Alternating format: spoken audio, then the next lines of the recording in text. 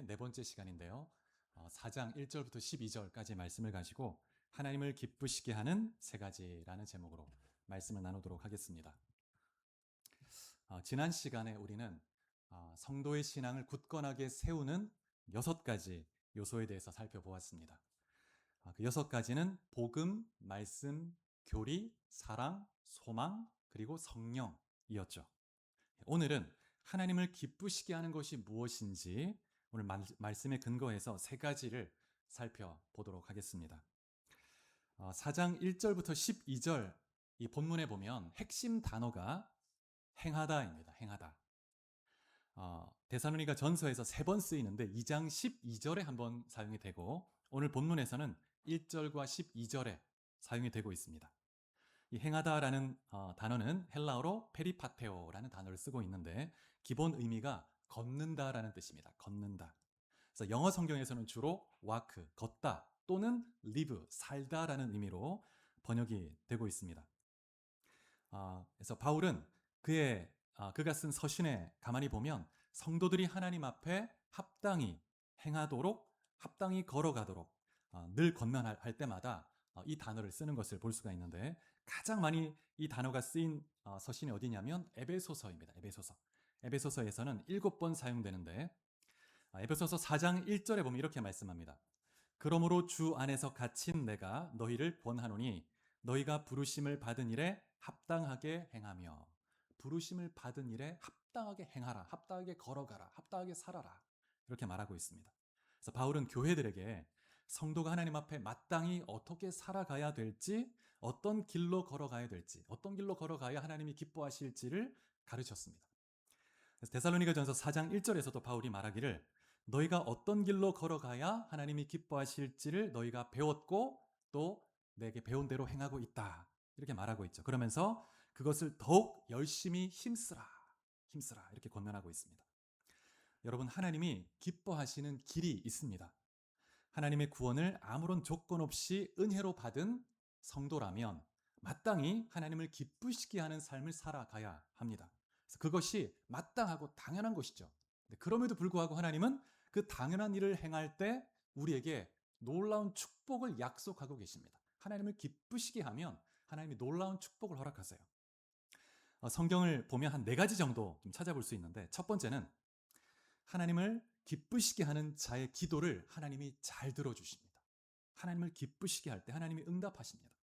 요한 1서 3장 22절에 보면 이렇게 말씀합니다. 무엇이든지 구하는 바를 그에게서 받나니 이는 우리가 그 앞에서 기뻐하시는 것을 행함이라, 이렇게 말합니다. 이 말씀에 보면 하나님이 기뻐하시는 일을 행하는 자는 무엇을 구하든지 하나님이 응답하신다는 거예요.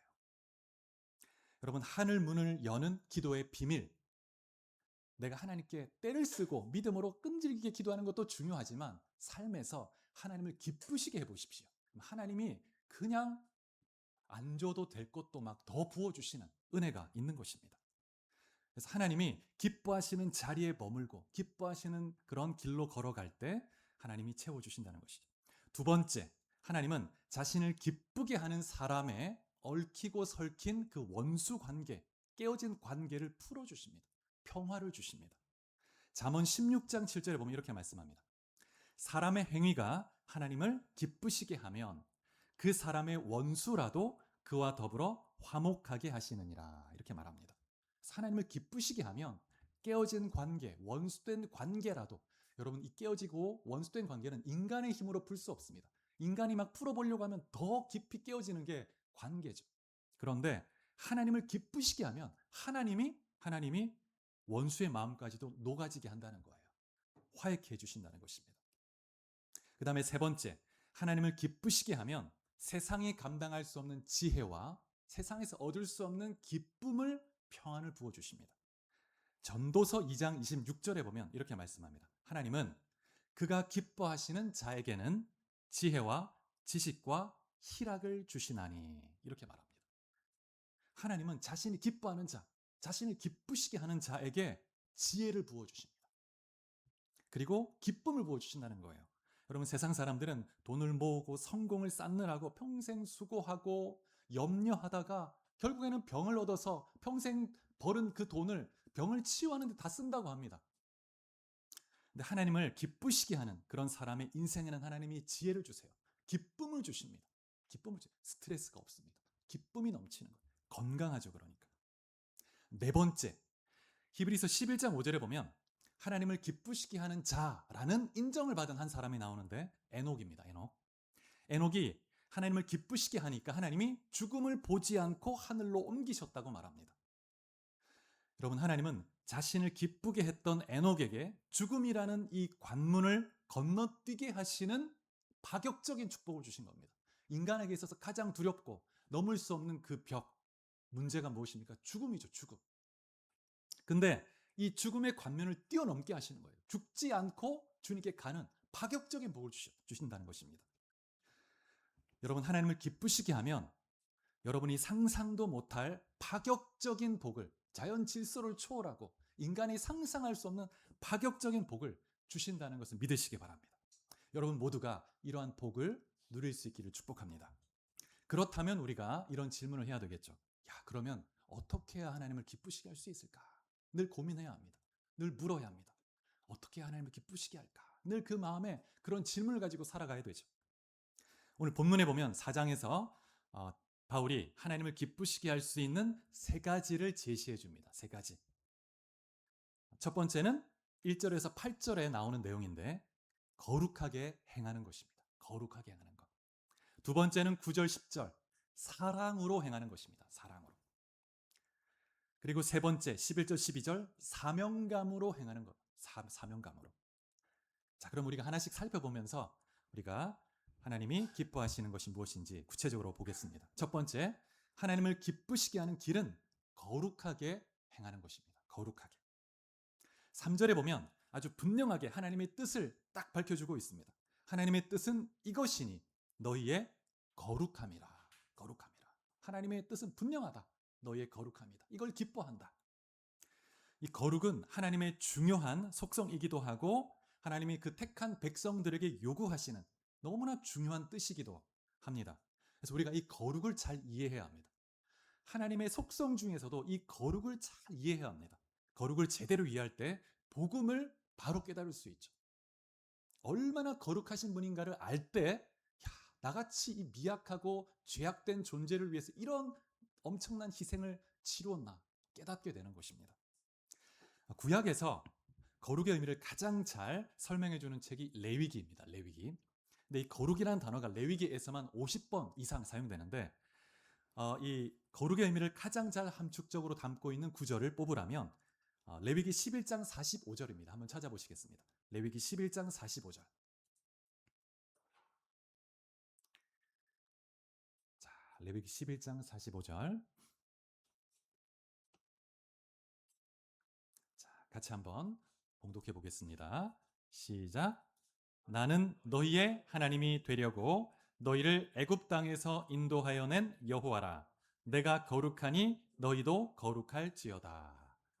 이 말씀 보면 이스라엘이 거룩해야 하는 이유를 설명하는데 이스라엘을 애굽에서 구원해 내신 분이 하나님이십니다. 근데 그 하나님이 거룩하시기 때문에 너희도 거룩해야 한다. 이렇게 말씀하고 있습니다. 하나님이 애굽의 노예로 살아가던 이스라엘을 그 능력의 손으로 편팔로 구원해 내시고 이스라엘을 자신의 소유로, 자신의 장자, 자신의 백성으로 삼으셨습니다. 그러기에 이스라엘 백성은 하나님께 속한 자이고 하나님께 구별된 그런 삶을 살아야 하는 사명을 가지게 된 것이죠. 이 거룩이라는 단어는 히브리어로 카도시라고 하는데 그 기본 뜻이 뭐냐면 분리하다, 구별하다, 분리되다, 구별되다 이런 뜻입니다. 근데 하나님이 거룩하시다고 할 때 두 가지 의미로 이해할 수 있는데 첫 번째는 하나님의 그 존재 자체가 그 존재적으로 피조물과 구별된다는 것입니다. 초월해 계시다는 것이죠. 여러분 인간과 곤충이 엄연히 다르죠. 질적으로, 존재적으로 완전히 다릅니다. 그런 것처럼 하나님은 창조주로서 피조물과 구별된 분이십니다. 피조물과는 비교할 수가 없습니다. 그래서 하나님은 인간의 지혜로 다 측량할 수 없는 영광스러운 그런 크시고 광대하신 그런 분이시죠. 거룩하시다 할 때 이런 의미가 있습니다. 두 번째, 하나님이 거룩하시다고 할 때는 죄와 부정으로부터 완전히 분리되신다. 이런 뜻이 있습니다. 그래서 아무리 의로운 인생이라 할지라도 인간은 완전할 수 없습니다. 흠이 있습니다. 근데 하나님은 윤리 도덕적으로 완전하신, 의로우신 그런 분이시죠. 근데 하나님의 이 거룩은 정적이지 않고 역동적입니다. 그래서 때로 공의의 모습으로 드러나서 죄와 악에 대해서 심판을 행하시는 그런 속성이죠. 그래서 이사야가 성전에서 하나님을 만났는데 하나님의 거룩이 선포됩니다. 거룩하다, 거룩하다, 거룩하다. 그 영광이 온 땅에 충만하도다. 그때 이사야가 그 거룩한 하나님 앞에 딱 섰을 때 즉각적으로 죄를 깨닫습니다. 내가 얼마나 미약하고 얼마나 죄악된 존재인가. 즉각적으로 이사야하고 선지하고 기도하러 오는 늘 그런 기도하는 사람이었으니까 얼마나 자신이 그래도 나름 의롭다 생각했지 않았겠습니까? 근데 하나님 앞에 서자마자 부정함을 깨닫습니다. 내가 얼마나 부정한 입술을 가졌나, 얼마나 죄악된 자인가. 하나님의 거룩은 역동적으로 우리의 죄를 드러나게 하고 심판하시는 그런 속성으로 드러나는 것이죠. 그래서 이 거룩은 우선적으로 하나님께 속한 것입니다. 하나님께. 하지만 피조물에게도 적용될 수 있는데 그때는 항상 하나님과 관계해서 사용이 됩니다. 그래서 거룩한 사람, 거룩한 시간, 거룩한 장소라고 할 때는 하나님께 구별된 사람, 하나님께 구별된 시간, 하나님께 구별된 장소, 그렇게 사용이 되는 것이죠. 그래서 하나님께 구별된 존재는 하나님을 섬기며 하나님을 위해 살아가야 되는 그런 존재라는 것입니다. 그래서 하나님의 백성, 또 우리 그리스도인이 거룩하다는 것은 세상과의 관계에서 분명한 경계선을 가지고 있고 하나님의 기준에 따라 살아가야 되는 하나님께 구별된 그런 존재라는 의미가 있습니다. 그래서 삶의 양식과 기준에 있어서 이전에 내가 살던 애굽의 그런 가치관, 풍습대로 사는 그런 존재가 아니고 그 애굽의 풍습에서 완전히 떠나서 이제 하나님의 법에 따라 하나님의 기준으로 하나님께 구별되어서 살아가야 된다는 것입니다. 먹는 것, 입는 것, 성적인 것, 이웃과의 관계, 이 모든 일상에서 세상과는 다르게 세상과 구별된 그런 존재로 살아가는 것이 거룩한 것입니다. 그래서 세상 모든 사람들이 추구하고 따라가는 그런 삶의 방식이라 할지라도, 그것이 대세라고 할지라도, 그것이 법이라고 할지라도 하나님의 기준에 합하지 않는다면 노라고 말할 수 있어야 합니다. 분명한 경계선을 딱 끊고 하나님의 기준을 선택할 수 있는 것, 이것이 거룩이죠. 이것을 하나님이 기뻐하신다는 것입니다. 다니엘에 보면 다니엘 1장 8절에 이렇게 말씀합니다. 다니엘은 뜻을 정하여 왕의 음식과 그가 마시는 포도주로 자기를 더럽히지 아니하리라 하고 자기를 더럽히지 아니하도록 환관장에게 구하니. 다니엘은 1차 포로로 바벨론에 잡혀갔던 사람인데 귀족에 속한 자였고 정말 똑똑한 그런 인재였죠. 그런데 당시 바벨론 제국이 각 민족의 인재들, 10대 아이들을 다 모아서 교육을 시킵니다. 바벨론화 교육을 시키는 거죠. 그래서 바벨론의 종교, 문화, 바벨론 언어를 가르치고 또 왕이 먹는 음식, 우상제물이죠. 우상에 바쳐진 그 제물을 또 가지고 나온 것을 이제 나눠주는 거예요. 굉장한 바벨론 그 제국 내에서는 영화로운 일입니다. 왕의 음식을 하사받는 거니까. 하지만 영적인 눈으로 보면 우상하게 바쳐진 돼지고기 이런 거, 그 당시에 부정한 것을 여겨졌던 그것을 먹어야 되는 것이기 때문에 하나님 앞에 부정함을 입어야 되는 일이죠. 근데 다니엘이 결정합니다. 우상의 제물 앞에서 하나님의 기준을 선택하기로 결정하고 거부하죠. 왕이 하사하는 음식을 거부한다는 것은 목숨을 걸어야 되는 일인 거예요. 그래서 자신이 세상의 성공 방식이 아니라 이대로 잘 따라가면 세상적으로 성공할 수 있지만 노라고 말하는 것입니다. 저는 그것을 먹지 않겠습니다. 목숨을 걸고 하나님의 기준을 선택한 것이죠. 그래서 세상 문화의 한 복판에서 하나님 백성이라는 정체성을 딱 지켜낸 것입니다. 이것이 거룩의 딱 표준이죠. 거룩의 표준. 그랬을 때 하나님이 이 다니엘을 사용하십니다. 총리로 세우셨고 다니엘을 통해서 하나님이 얼마나 위대하시고 광대하시고 모든 나라 위에 뛰어난 분이신가를 드러내신 것입니다. 여러분 자신을 구별되게 하나님께 드려보시기 바랍니다. 하나님 여러분을 놀랍게 들어 쓰실 줄 믿습니다. 특별히 오늘 본문에서 거룩은 성적인 영역에서 세상과 구별될 것을 고면하고 있습니다. 3절에서 5절까지를 보면 제가 한 번 더 읽어보겠습니다. 하나님의 뜻은 이것이니 너희의 거룩함이라. 곧 음란을 버리고 각각 거룩함과 존귀함으로 자기의 아내 대할 줄을 알고 하나님을 모르는 이방인과 같이 세욕을 따르지 말고, 이렇게 말합니다. 이 말씀에 보면 음란을 버리라고 말합니다. 음란을 버리라. 그것이 거룩함이다. 그리고 거룩함과 존귀함으로 자기 아내를 대하라. 자기 아내를 취하고 가지다, 이런 뜻입니다. 정결함으로. 근데 사실 원문에 보면 아내라는 단어는 없는데 의역을 한 것입니다. 그래서 아내를 딱 취해서 그 아내와 한 가정을 이루어서 정결하게 구별된 그런 가정을 잘 이루어가라. 그런데 문자적으로 번역을 해도 의미가 통하죠. 그래서 여러분 그 각주에 보면 나와 있을 거예요. 몸으로 번역할 수 있습니다. 원래 단어는 그릇이라는 단어인데 몸으로 번역하면 자기 몸을 성적으로 더럽히지 않고 구별되게 절제한다는 의미가 있죠. 그래서 육체의 정욕을 잘 다스릴 줄 알아야 한다. 그것이 거룩이다 말하는 것이죠. 세상 사람은 육체의 정욕에 이끌립니다. 지배를 당하죠. 하지만 성도는 성령으로 육체를 지배하는 사람입니다. 세상에서는 자신의 원하는 욕망대로 사는 것을 자유라고 말합니다. 그러나 성경에서는 하나님의 사람은 욕망을 절제할 수 있는 통제력이 진짜 자유인 거예요. 그것이 거룩입니다. 그래서 5절에 보면 이방인과 같이 세욕, 음란한 욕망을 따라 행하지 말라 권면하고 있죠. 당시 그리스 로마 시대 그 지중 연안에 있는 여러 도시들에 보면 이방 신전이 가득했습니다. 근데 이방 신전마다 대개 성적인 관계를 맺는 것이 하나의 종교 의식이었죠. 그래서 신전마다 여사제들이 많이 있습니다. 신전 장녀죠. 아프로디테 신전, 고린도의 아프로디테 신전에는 그 여사제가 1000여 명이 있었다고 합니다. 그래서 고린도에 무역하기 위해서 잠시 정박했던 많은 선원들이 그 아프로디테 신전 가가지고 음란한 행위를 하고, 이런 일들이 도시마다 있는 거예요. 에베소에도 있고 데살로니가도 예외는 아닌 것입니다. 그래서 그런 음란한 행위가 종교 의식이었고 문화였습니다. 그래서 바울이 음란을 버리라라고 했을 때 단순히 그런 개인적으로 벌어지는 일탈을 하지 않도록 조심해라, 이런 걸 넘어서 문화라는 이름으로 포장된 그 음행의 문화, 그리고 우상 숭배 시스템에 동화되지 말고 그런 문화에서 탈출하라는 것입니다. 그래서 일종의 영적 엑소더스를, 문화적 엑소더스를 선언하는 것입니다. 거기에 동화되지 말고 구별된, 그러기 위해서는 하나님의 거룩한 문화를 창조해 나가야 되겠죠. 하나님의 거룩한 문화를 만들며 그 문화로, 거룩한 문화로 세상을 정복해 나가야 되는 것입니다. 그래서 고린도 같은 경우에는 아까도 말씀드린 것처럼 그 음란의 문화가 너무나 강한 곳이었기 때문에 교회 내에도 역시나 그런 음란의 영향이 강했죠. 그래서 고린도전서 5장에 보면 교회 내에 누가 아버지의 아내와 동침하는 이런 음란한 행위, 세상에서도 드문 케이스다. 이런 경우는 너희가 어찌 그런 일을 행하느냐. 그러고도 그런 자를 쫓아내지 않았다고 말합니다.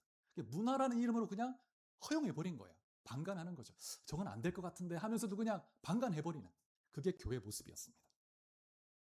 그런데 이제 데살로니가 교회 같은 경우에는 이제 신생 교회였고, 과연 그러한 문화적인 그런 음란의 유혹을 이겨낼 수 있을 것인가. 그래서 바울이 권면하고 있는 것이죠. 사도행전 15장에 보면 어떤 내용이 나오냐면 예루살렘 공의회의 내용이 나옵니다. 이때 이방인들도 믿음으로 구원받는다는 이 복음의 진리를 확정합니다. 그래서 이방인에게 이제 무거운 율법의 짐을 지우지 마라. 오직 믿음으로 구원을 얻는 것이다. 그러면서도 4가지 정도 권면을 전달합니다. 너희가 믿음으로 구원을 얻지만 이 지금 시대가 악하고 너무나 음란하다. 이방 이 도시 나라들이. 그러기에 4가지를 조심해야 되는데 우상 제물이나 또 음행을 피하라고 권면하고 있어요. 음행. 이런 걸 보면 당시 이방 사회가 얼마나 성적으로 문란했는지 엿볼 수가 있죠. 그래서 바울이 이러한 문란한 상황 가운데 살아가는 데살로니가 성도들에게 세상 사람들과 같이 문란한 그런 삶을 떠나서 정말 결혼 제도 안에서 한 아내 한 남편을 만나서 성경적인 그런 가정을 이루어서 구별된 삶을 살아갈 것을 권면하고 있는 것입니다. 6절에서 8절에 보면 이 성적인 타락이 가정만이 아니라 공동체 안에 어떤 결과를 초래할 수 있는지 또 경고하고 있습니다. 이 일에 분수를 넘어서 형제를 해하지 말라라고 말하고 있습니다. 이 음란의 죄는 자신의 몸을 넘어서 가정을 무너뜨리는데 공동체를 무너뜨리게 됩니다. 공동체를. 그래서 교회는 예수 그리스도의 피로 값주고 산 거룩한 공동체이죠. 그래서 한 성도가 죄를 범할 때 공동체 전체의 영향을 받게 되는 것입니다. 여러분, 예나 지금이나 사단은 가정을 공격합니다. 가정을 음란으로, 여러 가지 중독으로 가정을 무너뜨리기 위해서 공격하죠. 우리 다음 세대가 세워지지 못하도록 방해합니다. 가정을 공격하면 다음 세대가 설 수 없고, 그러면 하나님 나라가 온전히 확장될 수 없는 거예요. 하나님 나라의 사업이 중단되는 것입니다. 사단이 끊임없이 가정을 공격하고 있습니다. 그래서 우리는 가정이 거룩하게 설 수 있도록 늘 기도해야 되겠죠. 6절에 보면 주께서 신원하신다 이렇게 말합니다. 이 음란의 이 죄악에 대해서 하나님이 공의의 심판을 내리실 것이다 경고하고 있죠. 8절에 보면 아주 무서운 엄중한 경고를 던지고 있는데, 저버리는 자는 사람을 저버림이 아니다. 바울이 전하는 이 권면의 말을 그냥 저버리고 무시하는 것은 사람을 저버리는 것이 아니고 너희에게 그의 성령을 주신 하나님을 저버립니다. 저버립니다. 이 저버림이란 단어를 3번이나 쓰고 있습니다. 이 단어는 그냥 외면하고 그냥 무시하는 정도가 아니고 법적인 공식 문서에서 쓰이는 법적 의미가 있습니다. 국가 간의 조약을 무효화시키는 강한 언어죠. 너희가 하나님과의 관계를 단절시키는 그런 범죄가 될 것이다. 경고하는 것입니다. 그래서 이 성적인 죄, 단지 개인의 일탈로 끝나지 않고 가정을 무너뜨리고 공동체를 무너뜨리고 나아가서는 하나님의 나라의 사업, 그 확장에 치명적인 해가 된다는 것을 기억할 필요가 있습니다. 바울이 이 권면은 오늘 이 시대 우리에게도 중요한 도전을 주죠. 최근에 입법되는 법률들을 보면 음란을 조장하고 가정을 파괴하는 방향으로 점점 흘러갑니다. 벌써 10여 년 전에 간통죄가 폐지됐죠.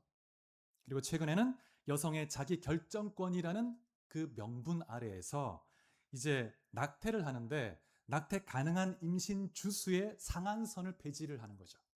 그리고 이 말은 출산 바로 그 직전 출산달, 그 산딸에도 낙태를 할 수 있다는 거예요. 이것은 음행과 더불어 살인을 합법화하는 그런 반성경적 법이라고 할 수 있습니다. 그리고 포괄적 차별금지법도 계속 지금 제정되려고 하고 있는데, 이것은 약자를 보호하는 것이 아닙니다. 동성애와 이슬람 이러한 세력을 보편화시키고 그럼을 통해서 기독교 문명 자체를 해체시키려는 사단의 계략인 것이죠. 우리는 간파해야 합니다. 그래서 이미 서구 사회가 이 일을 다 보여주고 있습니다. 여러분, 영국에 요즘에 영국도 그렇고 지금 캐나다도 그렇고 유럽은 뭐 이미 이슬람화되어 있고 동성애 장난이 아니죠. 그래서 그 경각심을 뒤늦게 깨닫고 이제 에이즈도 많이 줄어가고 있는 상황입니다. 그런데 아이러니하게도 대한민국의 청소년 에이즈가 막 늘고 있다고 해요. 참 무서운 일이죠. 우리 다음 세대를 위해서 우리가 기도해야 합니다. 그래서 정말 이 성적인 영역에 있어서 사단의 공격을 간파하고 우리가 구별되게 서야 하고 기도해야 합니다. 미국의 라이프 교회라는 교회가 있는데, 이 교회를 담임하는 크레이그 그로셸이라는 목사님이 있습니다. 이분이 쓴 책 중에 일상의 거룩함을 회복하라 하는 책이 있는데, 이 책에 보면 일상의 5가지 영역에서 어떻게 거룩함을 유지할 것인가 하는 그런 메시지를 통찰력 있게 전달해주고 있는데, 그 중에서 성의 거룩을 지키기 위한 그런 권면을 전해주는데, 그 내용을 보면 3가지 조언을 하고 있습니다. 그래서 아주 사소한 첫걸음부터 이 성적 죄가 출발한다. 그러면서 첫 번째, 은밀한 유혹의 첫걸음을 조심하라고 권면합니다. 아무리 심각한 성적 죄라도 대수롭지 않아 보이는 그 사소한 계기로 어떤 한 영상, 어떤 사소한 한 걸음, 거기에서 시작한다는 거예요. 그 다음에 2번째, 죄악의 현장에서 최대한 멀리 떨어져 있으라는 것입니다. 유혹이 될 수 있는 그 상황에 아예 가지 않는 것이죠. 다윗을 예를 들어보면 우리가 쉽게 알 수 있습니다. 다윗이 한낮에 전쟁터이고 전쟁의 시기고 군사들, 신하들은 다 전쟁터에서 열심히 싸우고 있는데 자신은 한가하게 옥상에서 거닐다가 여인이 목욕하는 그 맨몸을 보게 된 거예요. 그러면서 음욕이 일어났고 그 자리를 빨리 피해야 되는데 즐긴 거예요. 머물러 있었던 거, 피하지 못했던 것이죠.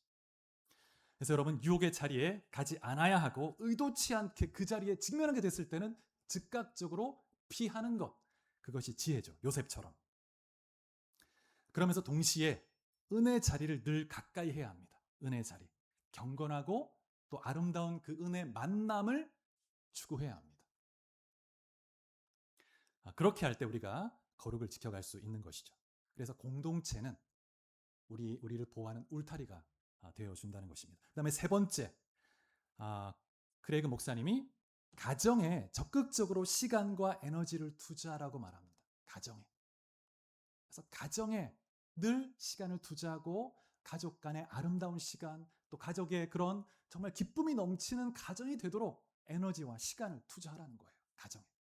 솔로몬이 지혜 왕이었지만 하나님의 엄청난 복을 받았지만 이방 여인을 사랑하고 음행에 빠져서 결국 우상을 숭배하는데 이렇게 넘어지게 되죠. 근데 그 타락한 왕이 잠언에 보면 이렇게 건면합니다. 잠언 5장에 보면 18절 19절 한번 찾아볼까요? 잠언 5장 18절 19절.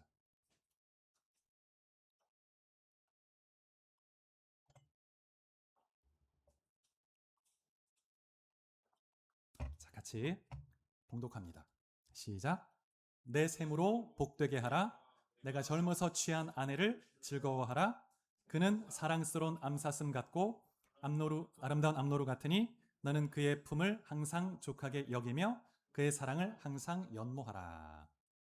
솔로몬이 많은 아내를 취하고 막 누리고 음란하고 그 다음에 그렇게 다 누려봤지만 다 이게 의미 없고 정말 젊어서 취한 그 아내를 소중히 여기고 사랑하고 그 가정 안에서 하나님의 주신 은혜와 복을 누리라는 거예요.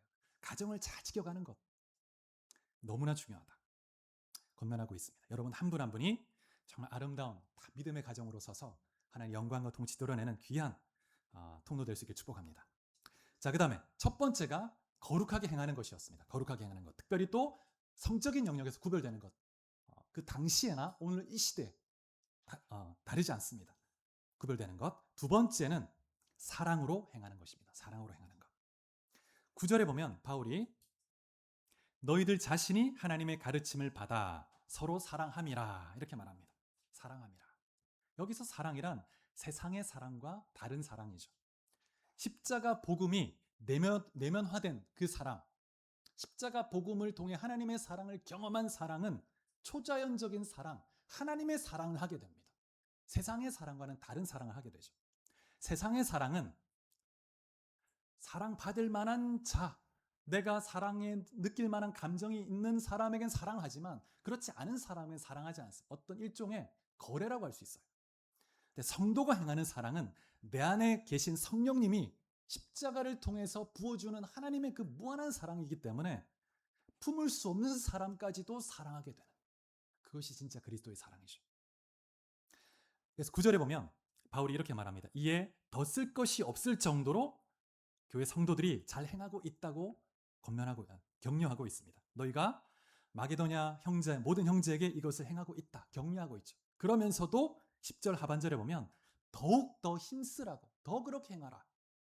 그 정도면 됐다 이게 아니고 더 힘쓰라는 거예요. 여러분 신앙의 정체는 퇴보라는 것을 기억하시기 바랍니다. 이 정도면 됐다. 나는 이 정도. 그 정체는 그 순간 퇴보입니다. 퇴보. 영적 성장에는 만족이라는 브레이크가 없어야 합니다. 없어야 합니다. 우리는 그리스도를 나의 기준으로 삼고 끊임없이 자라가야 합니다. 그리스도의 사랑을 배우기 위해서, 그리스도를 닮아가기 위해서 멈춤 없이 끊임없이 나가야 되는 것이죠. 그리스도를 바라보면 늘 부족하죠. 주님 내가 더 성장하기 원합니다. 더 사랑하기 원합니다. 달려가야 되는 것입니다. 나는 이제 이 정도면 됐다. 이 정도는 해야지 이제. 더는 힘들다. 벌써 정체되는 순간 퇴보하는 거예요. 퇴보. 예수님께서도 제자들에게 마지막으로 주신 새 계명을 말씀하시면서 서로 사랑하라. 서로 사랑. 이 한 계명에 모든 율법이 다 담겨 있다. 이렇게 말씀하셨습니다. 하나님은 우리가 사랑의 열매를 거두는 것을 기뻐하십니다. 하나님의 사랑을 경험한 자로 그 사랑을 흘려보낼 때 하나님이 기뻐하신다는 거예요.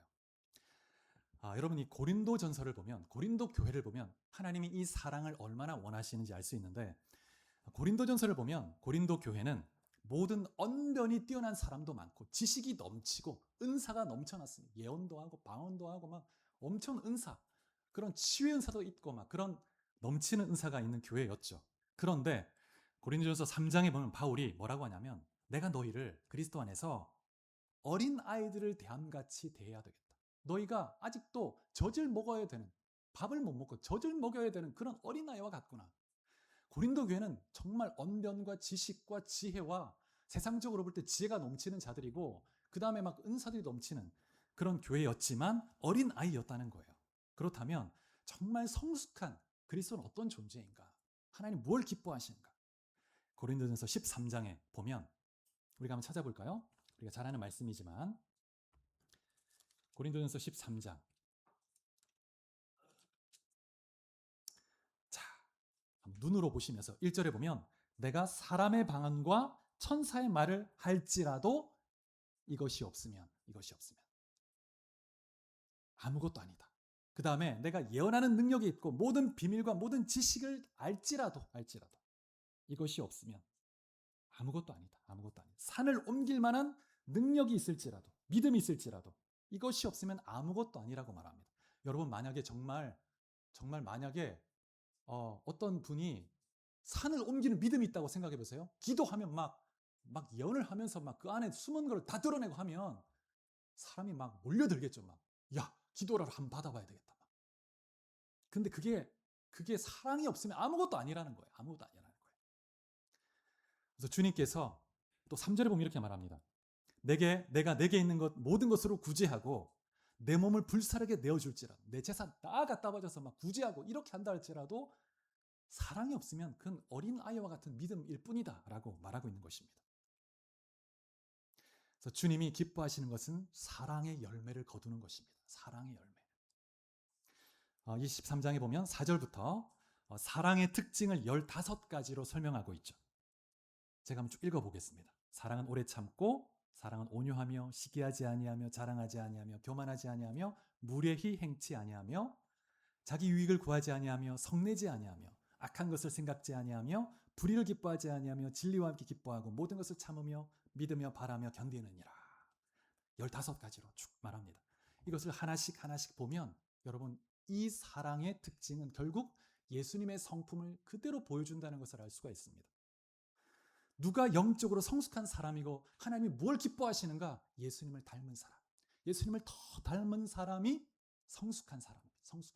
하나님이 그걸 기뻐하십니다. 우리가 주님을 닮아갈 때마다 주님처럼 그 사랑을 흘려보내는 사람을 사랑을 흘려보낼 때마다 주님이 하나님 기뻐하시는 것이죠. 우리가 한 2가지만 살펴보면 사랑은 오래 참는 것이라고 했는데 이 단어 자체가 마크로디메오라는 이 단어 자체가 즉시 되갚지 않는다는 뜻입니다. 즉시 되갚지, 오래 참는 것. 우리는 어떻습니까? 조금 불편함이 있으면 즉각 팍 이렇게 왜 그런 말을 해? 하면서 뭐 우리 부부 관계에서도 아니면 뭐 형제 관계에서나 이렇게 팍 나오잖아요. 막 운전하다가도 막 뭐가 탁 이렇게 하면 저 XX 이러면서 막 그러진 않을지라도 어쨌든 그렇게 막 욱 올라오죠. 되갚으려고 하는 그런 마음이 있습니다. 그 사랑이 아니라는 거예요. 오래 참는다는 것은 즉시 되갚지 않고 기다리는 것입니다. 여러분 만약 우리가 죄를 지을 때마다 하나님 그때 즉각 심판하고 징계 내리면 어떻게 될까요? 우리는 진짜 막 인생이 진짜 날마다 죽음의 고통의 연속일 겁니다. 하나님은 기다리십니다. 기다리시고 죄를 깨닫게 하시고 또 간접적으로 무언가를 보게 하시면서 권면을 듣게 하시고 설교를 통해서 여러 방법을 통해서 죄를 깨닫게 하시고 돌이키게 해서 회개케 하기를 원하시는 분이죠. 사랑이 많으시기 때문입니다. 그리고 또 보면 어떤 부분이 있냐면 무례히 행치 않는다. 무례히. 여러분 주님은 우리를 사랑하시는데 우리를 인격적으로 사랑하십니다. 무례히 행치 않으세요. 요한계시록 3장에 보면 예수님이 내가 문 밖에 서서 두드리노니 라오디게아 교회가 예수님께 대해서 문을 닫고 있습니다. 자기들끼리 모여서 미지근한 신앙 가지고 그냥 모여서 예배한다 그러고 우리는 풍요를 누리고 있다 이렇게 말하는데 주님은 문 밖에서 들어가지 못하고 계신 거예요. 주님이 얼마든지 문을 꽉 열고 들어가서 너희들 지금 뭐 하는 짓이야 하면서 막 징계를 내리고 할 수 있지만 그렇게 하지 않는다는 거예요. 문을 두드리시는, 문을 좀 열어주면 안 되겠니? 기다리신다는 것입니다. 인격적인 분이십니다. 주님 무례하지 않으십니다. 주님의 이 사랑을 닮은 사람, 그 사람이 하나님을 기쁘시게 하는 것입니다. 여러분 한 분 한 분이 주님을 더 닮아가고 주님의 사랑으로 사랑하는 그런 삶이 될 수 있기를 축복합니다. 그 다음에 세 번째, 하나님을 기쁘시게 하는 것, 사명감으로 행하는 것입니다. 사명감으로. 11절 12절에 보면 또 너희에게 명한 것 같이 조용히 자기 일을 하고 너희 손으로 일하기를 힘쓰라. 이는 외인에 대하여 단정히 행하고 또한 아무 궁핍함이 없게 하려 함이라. 하나님을 기쁘시게 하는 세 번째 길은 교회 안이 아니라 우리의 일상의 삶, 일터, 직업에서 일어나는 그 일이 하나님을 기쁘시게 할 수 있습니다. 이 데살로니가 교회에는 어떤 사람이 있었냐면 예수님이 곧 재림하실 거기 때문에 우리가 이 일에서 뭐 하냐 이게 별 의미가 없다. 일을 다 때려치우고 교회 와서 주님이 이제 곧 오신다고 하면서 소란을 피우는 자들이 있었던 거예요. 일을 하지 않고. 바울이 그래서 단호하게 명령합니다. 조용히 자기 일을 하고 너희 손으로 일하기를 힘쓰라. 여러분 하나님은 여러분이 일하는 처소를 하나님이 부르신 소명의 자리인 줄 알고 최선을 다해서 땀을 흘리며 열매 맺기를 기뻐하십니다. 그래서 여러분 그리스도인의 가장 강력한 전도지는 어쩌면 거리에서 돌리는 전도지보다 월요일부터 직장에서 내가 보여주는 그 정직함과 성실함과 탁월한 업무의 능력 끊임없이 노력해야 되겠죠. 그걸 통해서 그 사람들이 보면서 그리스도를 보는 거예요. 그거의 전도지가 되는 겁니다. 우리의 성실한 노동이 그 열심이 세상 사람들에게 하나님의 살아계심을 보여주는 거룩한 통로가 될 수 있다는 거죠. 하나님은 그러한 여러분의 삶을 통해서 영혼을 주님께 이끌어 오시는 도구로 쓰신다는 것을 기억하시기 바랍니다. 그래서 종교개혁자 존 칼빈은 이 말씀을 바탕으로 직업 소명론을 펼치기도 했죠. 그래서 월요일부터 금요일까지 주중에 열심히 일하는 그 사업장, 그 노동의 자리가 하나님이 우리를 부르신 거룩한 자리라는 거예요. 거룩한 사명의 자리. 그 사명의 자리인 줄 알고 사명감을 가지고 최선을 다할 때 하나님이 기뻐하십니다. 열매를 맺게 하시고. 여러분 다니엘이 하루에 3번씩 기도하면서도 그 바벨론의 수제들이 모여 있습니다. 뽑히고 뽑힌 각 민족의 수제들이 모였는데 거기에서 다니엘이 탑을 하는 거잖아요. 수석을 하는 거죠. 하나님께 기도하고 하나님을 의뢰하며 하나님께 최선을 다해서 얼마나 노력했겠습니까? 하나님께 지혜도 주셨겠지만 정말 하루에 3번 기도하면서도 밤낮 공부하고 열심히 해가지고 막 그러면서 하나님이 그를 쓰시는 걸 볼 수가 있죠. 우리가 하나님이 주신 그 직업 안에서 주님께 하듯 최선을 다해서 땀을 흘릴 때 하나님께서 우리를 사용하십니다. 그리고 그 그리스도인의 성실함을 보고 교회를 존중하고 그리스도인을 존경하게 되는 것입니다. 우리가 말씀 하나 찾아보겠습니다. 에베소서 6장 6절 7절.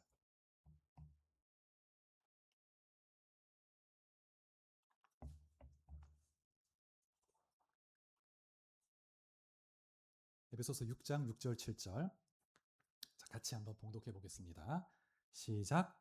눈가림만 하여 사람을 기쁘게 하는 자처럼 하지 말고 그리스도의 종들처럼 마음으로 하나님의 뜻을 행하고 기쁜 마음으로 섬기기를 주께 하듯 하고 사람들에게 하듯 하지 말라.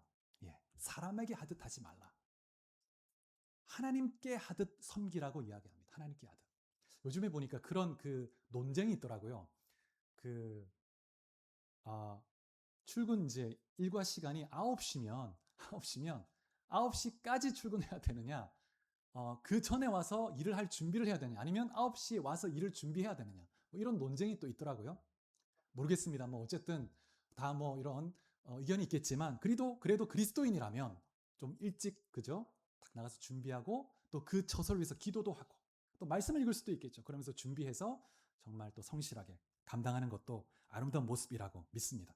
그래서 하나님은 우리에게 주어진 그 삶에서 일상에서 정말 주님께 하듯 예배하는 마음으로 섬기기를 원하신다는 것, 그걸 기뻐하신다는 것, 또 그것이 진짜 영성이죠.